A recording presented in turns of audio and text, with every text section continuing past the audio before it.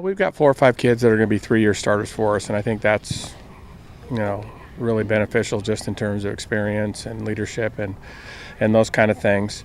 I think our strength is going to be up front on both sides of the ball. And on both of those sides of the ball start with Ashton Adams. He's a 6'4", 295-pound Division I athlete and is just a really, really good football player. But we also add 2 tight end, defensive end bodies up there in Diego Fuimano and Brock Hale that are both going to be 3-year starters and are really good football players. So we feel pretty good about that piece. We have 3 linebackers coming back who've all started. One of them is a 3-year starter, and Josh Raynack, who was a first-team all-conference kid last year and averaged about 10 tackles a game and just finds the football an awful lot. And then Ryan Rickman and Parker Johnson are the other 2. And so we feel pretty good about our front 7 defensively, and the back end we're a little young, but we think we're a little more athletic than we've been in a couple years.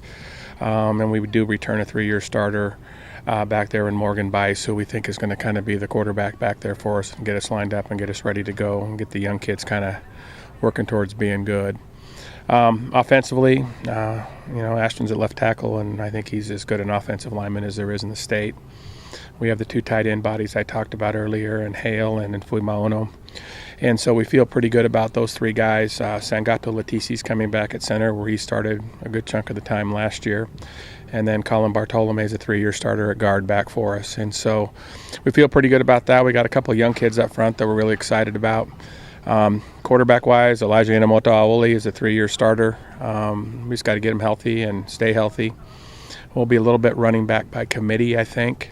Ryan Rickman will play probably a chunk of the time at tailback. He's a 6', 210-pound kind of thumper.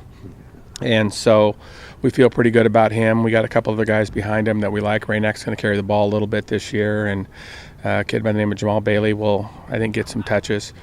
Receiver, we're green as grass, but I think we're pretty athletic. We're more athletic than we've been in a couple years, and so we'll see how they develop. Our key for us is depth. We don't have a ton of it.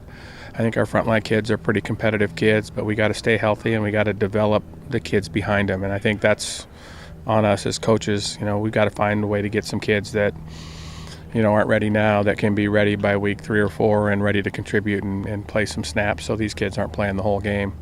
And if we can do that, I think we'll be a competitive team, and we'll see what happens.